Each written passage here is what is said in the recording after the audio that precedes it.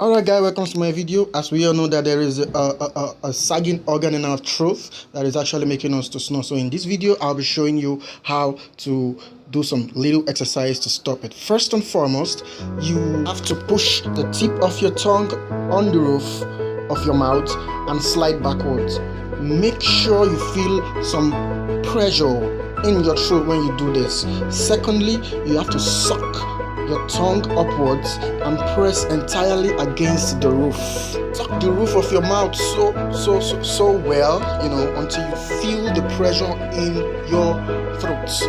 Thirdly, you have to press your tongue against the bottom teeth and back of the tongue against the floor. Look at the image, you will understand what I'm 2 minutes each for each of this exercise before you go to bed. Watch out for my next video where I'll be releasing the concluding part of this video. Please subscribe and